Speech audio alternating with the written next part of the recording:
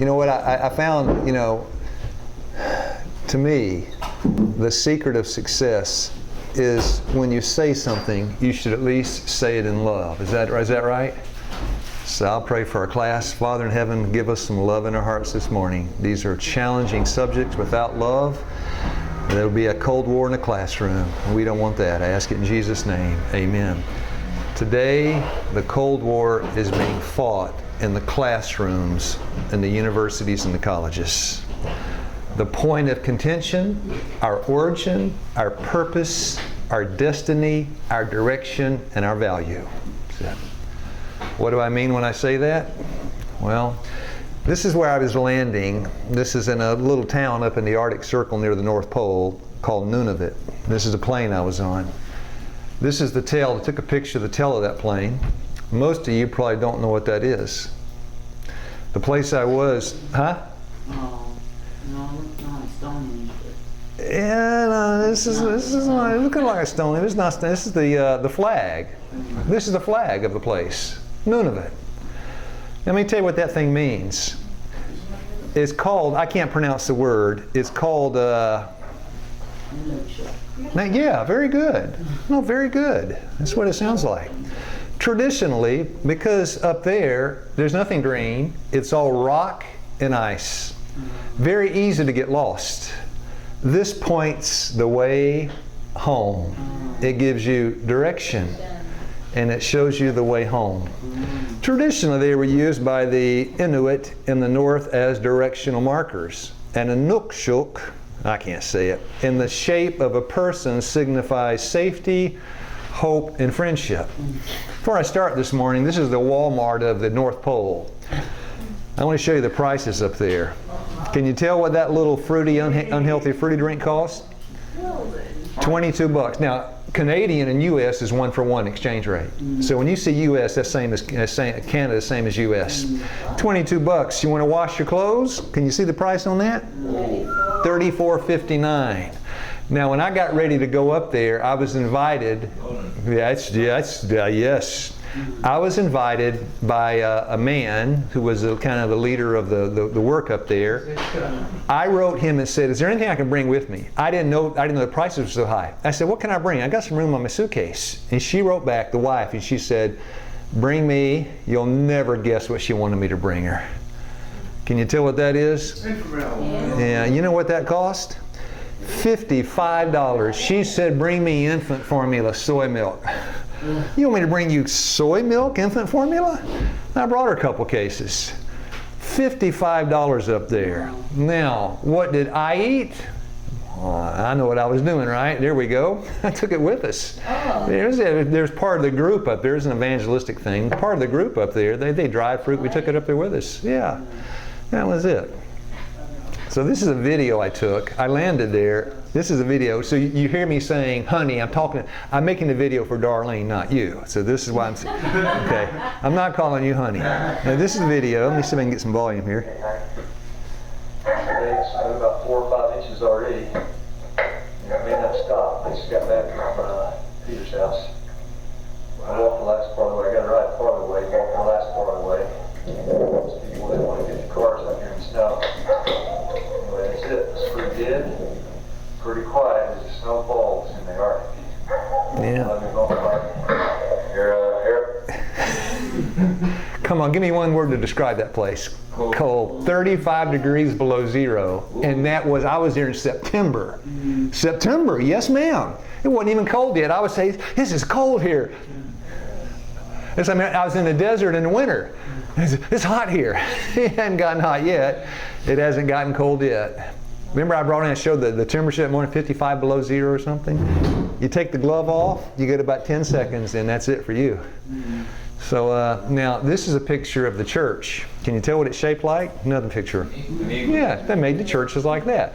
This is the picture of where the battle is being fought, the Cold War in a cold climate. Any guesses what that is? Shelter? No, that's the army or something? Stadium? That's the school. The school? More about the school in a moment. A school should be a shelter from the storm, right? A place where you can find safety, peace, companionship, the things money can't buy. And this is, nobody, of course, ate fruits and vegetables because they didn't have them and they couldn't afford to buy them. So this is the Carabao, and this is me on my way to the office. I showed that before. But what I have not shown you is this. These are the meetings that began. Of course, everything's in their language there. And this is when the meeting started. Let me show you pictures of the people that were coming. You tell me what they have in common, okay? Let me just show you a few. What do they have in common? Desire to learn. Learn. Yes. Well, I hope they had that. They're all kids. There are all these kids come to the meeting. I got interviewed on the radio. This was a live Canadian Broadcasting National Network. She was a local person there. Her name was Lucy something. She was like a famous radio personality. And she said, "What are you doing here?" And I told her. Now, the question is, what are the students doing there? Learning. Learning what? Physiology. Physiology, Anatomy. anatomy, biology, evolution. Yeah, that's Darwin. Or No, not Darwin. Is that Darwin? that's Darwin. I put Darwin up there. That wasn't a part of the classroom. Whoa. There's the classroom. So let's reason it out. You come into the classroom. Evolution teaches you came from whatever. You came from specks, protoplasm. You came from nothing. You're going to nothing. That means you have no purpose and no direction, and that you're worth what? One of the highest suicide rates on planet Earth in that high school. Because they're worth Nothing. Then when you kill yourself, what did you kill? Nothing. Now, I use this as an example, the Cold War in the classroom. I use this as an example. This is, you can take it all, you can 1,000 places. Just off of here, what's the little headline there? Can somebody read that? Intelligent design and then just education. The thought that if you bring anything supernatural into a natural science classroom, the natural sciences, paleontology, zoology, astronomy, physics, quantum mechanics, engineering, you have these natural laws that govern the natural world. We study those. We form a hypothesis, experimentation. This is our result, the scientific method. But if you bring in the supernatural, that you came from something and you're going somewhere and you have a direction and a purpose which gives you value, don't bring that in here. This intelligent design, the thought that behind the DNA, behind the information in the DNA is an intelligent design. Because how can you have information without a mind to produce it? Information doesn't just spring forth, right? If you have computer code, you change just two binary numbers, 0 and 1. You switch them, it doesn't work anymore. But that thinking is this. This is the thinking. Now, read the little headline down on the left. And intelligent design and data education. Now, today, now we go to Cutting Edge 2019. What Darwin did not know. Now we have the modern take, the modern perspective on evolution. And I took it out of Scientific American. Hundreds of studies verify the facts of evolution. Hundreds, thousands verify that this is a fact at both the microevolutionary and macroevolutionary scale. Now, whether you got your microscope or your telescope, whether you're flying high or flying low, science says the same thing. That you came from A and you're going to A and no purpose, no anything. From the origin of new traits and new species to the underpinnings of the complexity we see in life and the statistical probability of such complexity arising. When Charles Darwin introduced the theory of evolution through natural selection 158 years ago, the scientists of the day argued over it fiercely. But the massing evidence from paleontology, genetics, zoology, molecular biology, and other fields gradually established evolution's truth beyond a reasonable doubt. Now, everybody knows it, except those clinging to this old creationist thinking. And as described in the last sentence, today that battle has been won everywhere, except in the public imagination. Now, this is The tree, right? The Darwinian tree. Defined evolution as descent with modification. Everybody started out the same, and through a random process of genetic mutation, you got Joel. I mean, this is what you got. Yeah. Descent with modification, the idea that species change over time, give rise to new species and share a common ancestor. In other words, if you ask the most brilliant cosmologist on planet Earth, oh no, he died 6 months ago, Stephen Hawking, he'd say you're what? Now, I like this. We are just an advanced breed of, now, where we came from, no, this is the origin. Where we're going, that's our destiny. Now, your purpose, the plan, that's it. And your value. Hawking would say, we are just an advanced breed of, on a minor planet of a very average star. No origin, no purpose, no destiny. I was born a monkey, I'll die a, and when I take my last breath, that's it.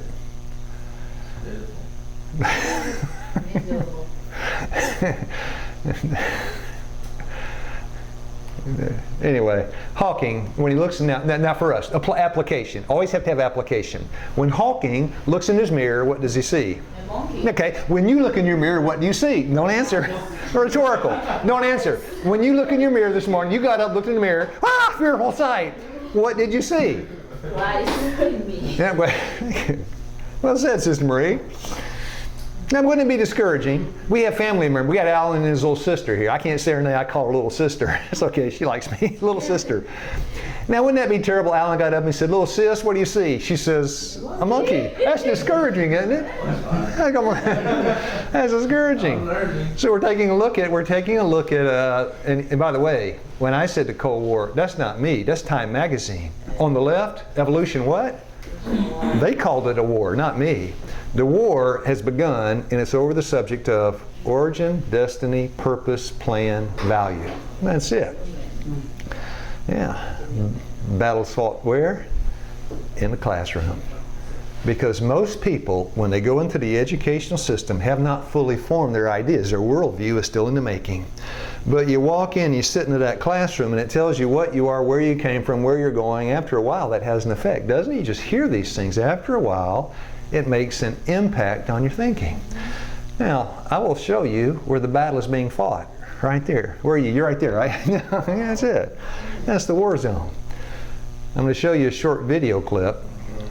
Come on, everybody. Apple's making some money there. And those, yeah. Yeah. Wow, where's HP? Where's HP at? Where's HP, man? That one doesn't have an apple.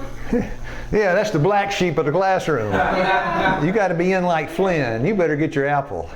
Yeah, they know how to get. Yeah, you get them when they're young.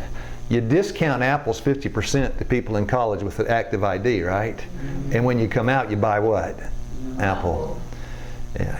Now, evolution, the war in the classroom, you get them when they're young. So when they come out, now this is when they come out. We'll take Fairfax, Virginia, George Mason University. I'm going to show you a short video clip of a teacher at George Mason. This is the place, right? Fairfax City, Virginia. And the first thing is kind of an old-timey little clip talking about George Mason. The last part is an interview with the teacher. It's about 2 minutes long. Listen closely. George Mason University. Throughout its 50-year history, our mission has remained clear to prepare a diverse population of students to think and to grow in a climate of unbridled academic freedom. Now wait a minute here. What kind of climate? Academic. Unbridled academic freedom. I am free to question what? Anything and everything. In my search for the what? The truth. I'm a truth seeker. George Mason University. Throughout its 50-year history, our mission has remained clear: to prepare a diverse population of students to think and to grow in a climate of unbridled academic freedom. After Dr. Caroline Crocker simply mentioned intelligent design in her cell biology class at George Mason University, her promising academic career came to an abrupt end. My supervisor invited me into his office. He said, I'm going to have to discipline you for teaching creationism. And I said, I mentioned intelligent design on a couple of slides, but I did not teach creationism. He said, nonetheless, you have to be disciplined. At the end of the semester, I lost my job.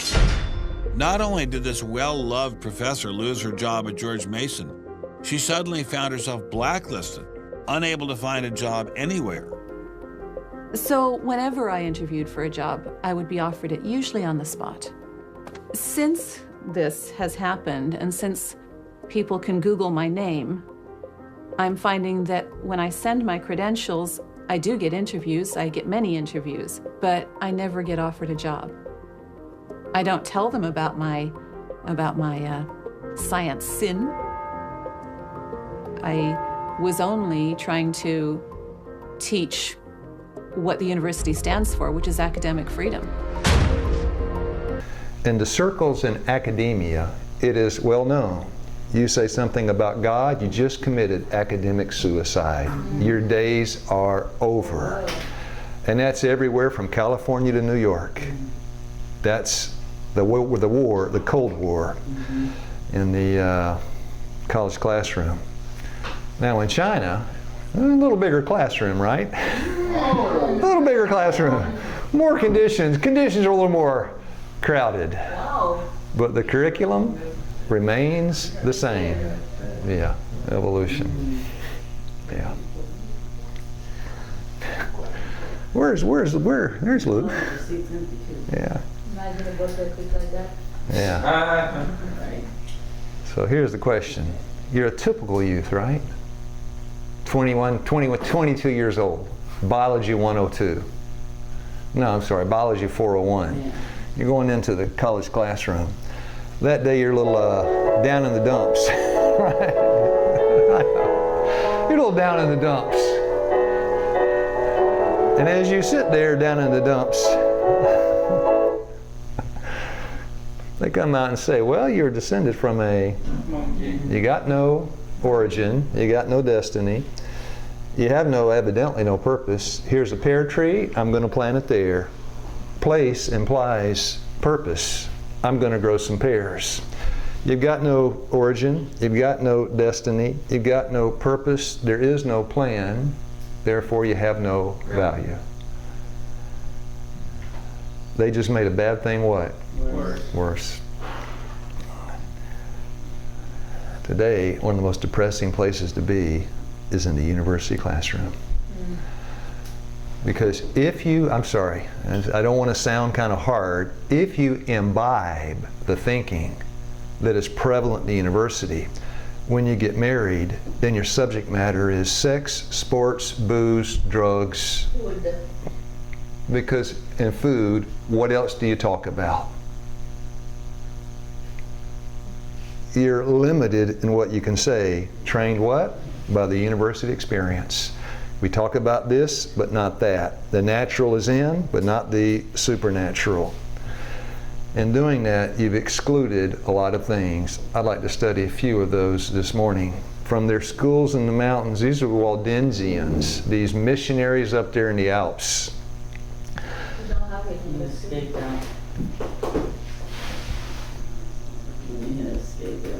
What about that? Thank you. Thank you.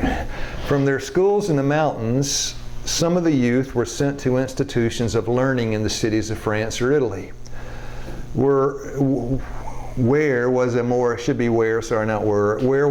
extended field for study, thought, and observation than in their native Alps.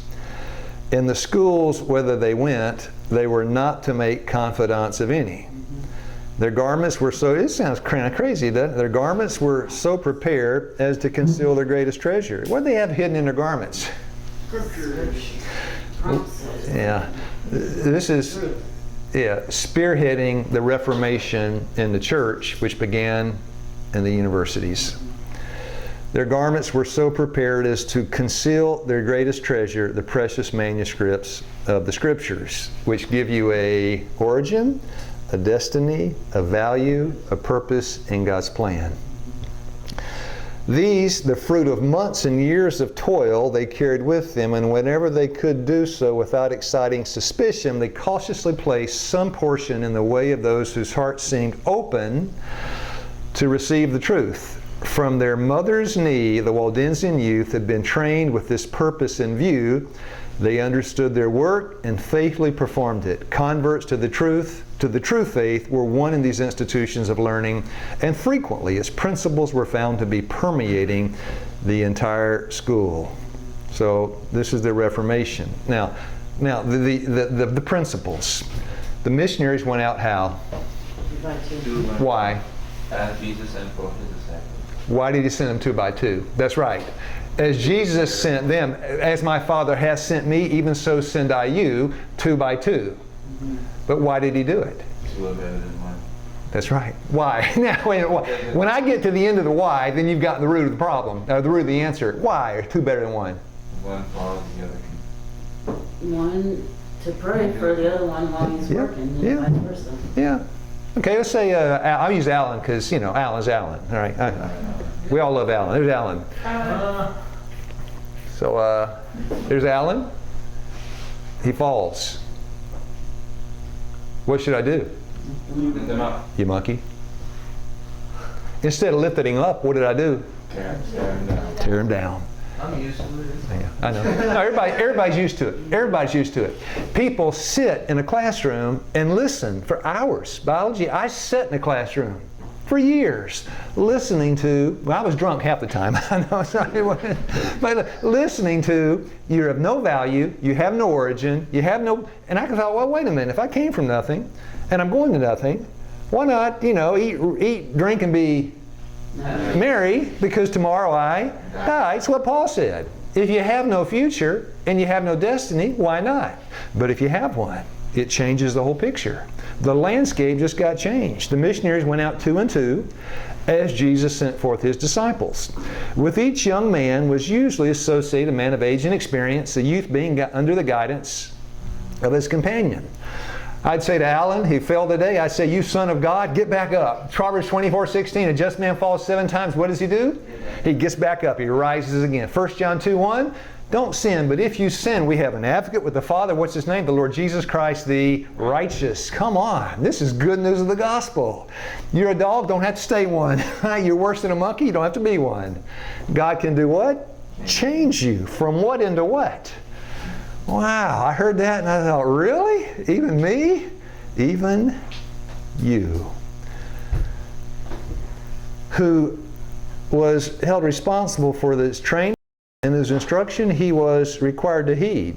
These co-laborers were not always together, but often met for a prayer and counsel, thus strengthening each other in the faith. So, why are 2 better than 1? Let Solomon tell you. Who read verse 9? 2 are better than 1, because they have a good reward for the labor.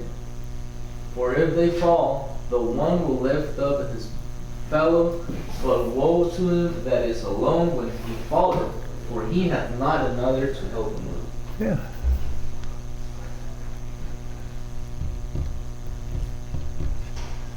Yeah. Isn't that good? In my work, I deal with a lot of people with a lot of problems and a lot of failure. Occasionally one will call me and they say, I'll never believe what happened to me. You fell. How did you know? And you know what I'm going to tell you, don't you? And they always say, yes. You're going to say, a just man falls 7 times and rises up again. I said, you took the words out of my mouth. Yeah. Now, remember that little thing? What's the purpose of that little thing? What does it do? Yeah. Now, let's the compass home. Attending worldly colleges and universities. Here's the danger of our youth. The attractions in these institutions are such, and the teaching so intermixed with error and sophistry. First of all, remember when Darlene was going to Emory, she worked at CDC. She went to Emory, worked at CDC. That's on the Emory campus. I would walk in there, and this place was formidable. It doesn't have a certain draw to the senses. Someone highly educated with a string of PhDs, well-dressed, articulate, and able to say a lot of nice things about quantum physics, does that have a certain sound to it that invites the ears? Yeah. The attraction in these institutions are such, and the teaching so intermixed with error and sophistry, they cannot discern the poison of sentiment mingled with the useful and precious. There is such an undercurrent. An undercurrent is what? You're in the ocean, there's an undercurrent. What's that do? Drag you under. Yeah, it sucks you under. And you can't escape, right? It works in such a manner that many do not perceive it, but it is constantly at work. Certain ideas are constantly advanced by the professors and repeated over and over, and at last the mind begins to assimilate and conform to these ideas. Now, having said all that, in the world, okay, in the secular classroom, it's intellect over character. It's not what you are, it's what you know. And the SAT does not measure your heart, it measures your mind. That is what is projected. It's not who you are, it's your intellect, what you know. The problem is no origin, no destiny, no direction home, no purpose. Might as well as whatever. Yeah. In other words, the world loves a resume. On a resume, what do you have? I'll read it to you. Put my glasses on for it. Joan E. Jobseeker. Let me tell you my name. My name is Joan E. Jobseeker. In this day of gender confusion, that wouldn't surprise anybody. I'm not for or against it, I'm just recognizing what is. Meticulous financial analyst who undertakes complex assignments. Now what I'll do, if you don't mind, as I read this, I'll throw Bible verses in. Is that okay? Meticulous financial analyst who undertakes complex assignments, meets tight deadlines, and delivers superior performance. Romans 3:27, where is boasting? Excluded. Possesses practical knowledge. I'll put my personal pronoun. I possess practical knowledge in corporate finance and financial markets. I apply strong financial planning and analytical skills to inform senior manager of key trends and reduce company expenditures by more than $250,000. John 15:5, without me you can do nothing. Operates with a strong sense of urgency and thrives in a fast-paced setting. 2 Corinthians 3 verse 5, my sufficiency is of God. Fluent in Spanish, well, core competencies include, when it's all done, how does she treat her father? Is she a faithful wife? Does she know how to cook? Doesn't matter. Is she kind?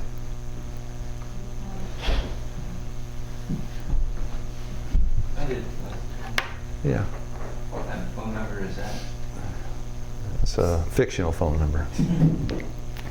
Professional experience.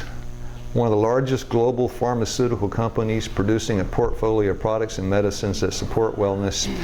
That says a whole lot of something without saying nothing. So now, the world. I am a resume writer. I take that resume and I say, let me shape it up for you. And I turn that into that. It's a makeover, not of the person, but of the paper. I made over the paper. Is that a more appealing resume? And dear friends, that is counterfeit higher education. And that's what we have swallowed, hook, line, and sinker. We are impressed by degrees, houses.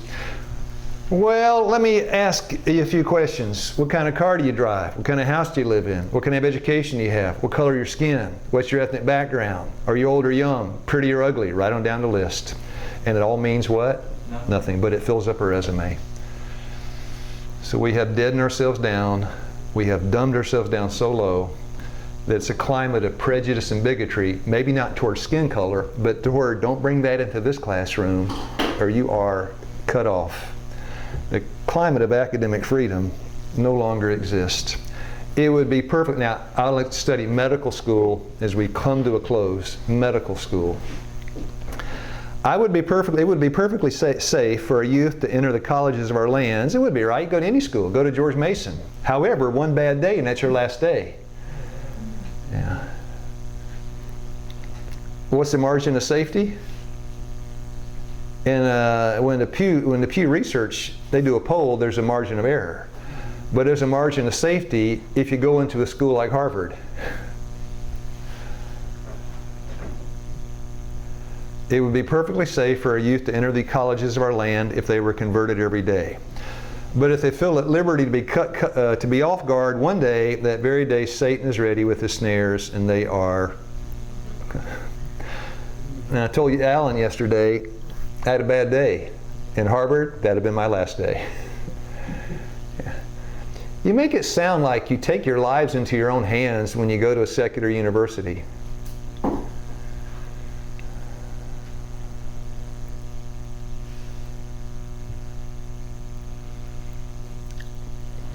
Don't intend to make it sound that way. Now, Loma Linda Messages. This is written about the early medical work.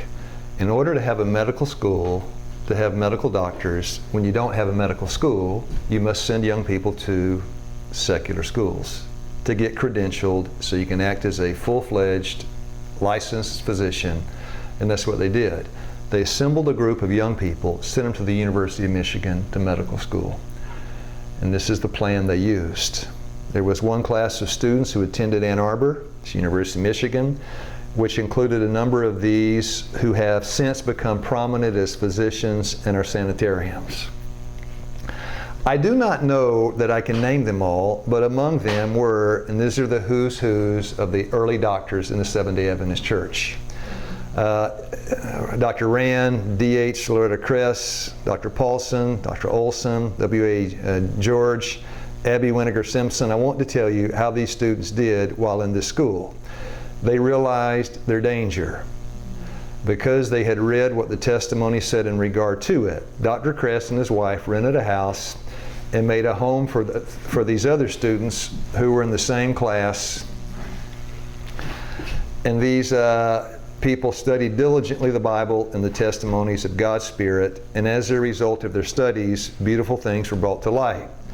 The testimonies relating to health and temperance and to the work of medical missionaries were grouped in convenient form, and these have been of value to many of us since that time. So what was their plan?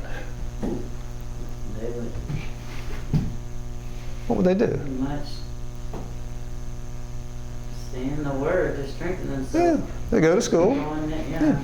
Medical textbooks, the Bible, and they spend equal time in each. Mm-hmm. And I know that sounds foolish to most people. Victims of our education. The testimonies relating to health and temperance, now pause, you think about it. Without any biblical guidance, direction, or instruction, where did you take yourself? Where were you before conversion? Case closed. I remember, on the verge of suicide, my future, penitentiary, insane asylum, or the grave. That's it. Had I been to school? Yes. Was I educated? Yes. Was I about to kill myself? Yes. Why? It's just, I never found any help sitting in class in school because they told me I came from nowhere, going nowhere. I mean, it's so obvious. The handwriting is on the wall. The testimonies relating to health and temperance and to the work of medical medicine. What does temperance mean anyway? Yeah. Self-control, the power to say no. You mean to tell me I'm not free to look at what I want to look at? I'm not free to eat what I want to eat? Because when you bring in a law, you bring in a right and a wrong, and that is very confining to most people. Dear friends, to me it's absolute freedom. Isn't it? It's just our whole perspective is off. The testimonies relating to health and temperance and to the work of medical missionaries were grouped in convenient form, and these have been of value to many of us since that time. Now, this group of students, if I can speak frankly, I had a hernia operation last year. They wheeled me into the operating room. There's a surgeon, it's Dr. Yang, chief resident of the VA hospital in Birmingham. He was a surgeon. It's a teaching hospital. The VA hospital is in conjunction with UAB. And he's a teacher in UAB, the medical students, and he's also the chief resident of the VA. He's both. They asked me if I'd sign a form consenting to bring his students into the operation that he could use me to instruct them about hernia operations. What would you say? No. I would say sure. I said, well, sure. They're not operating. Well, yeah, they're just watching. Well, I don't know what they were doing because they had a curtain up. So they took me in, and because, look, you got two different perspectives. With one person, business as usual. They brought him in, and then the first question, of course, and I said, Dr. Yang, before you start, could I pray? He's like, is it okay to ask that question? Yeah. You're about to be cut open? What would you want to do? To me, that was business as usual. Dr. Yang, because he's in a hurry, right? Can I pray before you start cutting on me? You go ahead. He's a nice guy. I liked him. Really nice guy. Yeah, go ahead. Lord, help who? Dr. Yang. That man has a knife in his hand. He's about to cut me. Please have mercy. Help that man. He would never think to do that because his sufficiency is where? Where did he learn to be so proficient? In his school. Now, then the anesthesiologist, she put me to sleep. Not sleep, she gave me some kind of opiate that puts you on the cloud, and then he got ready to start. He had ladies there that he was instructing, and then he jerked the sheet off. To him, that's business as usual. To me, that's a breach of modesty. Now, different thinking, right? Yeah. Different thinking. In Guatemala, here comes a babe, the dog, no, that's a babe, with no clothes on. The man looks and says, it's okay to look, but don't touch. Well, that's not business as usual for a Christian. No. Because they don't even what? Look. Don't you see? Business as usual. It's what books did you get your education from? This is all it's saying. Now this group of students so far, now you take that, make the road test out of it. My wife has a husband. Who is it? Me. You ask her. Does she forget books, forget education? Go right to my wife's heart. Darlene, do you want your husband to look at women that walk by that wear few clothes? And Darlene says what? No. Come on. She says no. You don't need a book for that. That is innate, instinct, intuitive. Comes right out of your heart. Do you want a husband that will be faithful to you? Do you want a husband that won't lie, cheat, and steal? Yeah, that's Bible. That's the law brought into the classroom. And the law is don't even look. Because Matthew 5:28, to the man that looks upon a woman to lust after her, and you take this into Harvard and they say, that is crazy talk. You know, here, get away from my Apple computer and let me get the cosine and do some quadratic equations and this, that, and the other. Take that insanity and take it out of this classroom. And don't you ever bring in here, you came from something, you're going to something, you got a destiny, a purpose, and a direction, and you have value. The only thing of value in here is this Apple computer. And when you die, Apple will live on.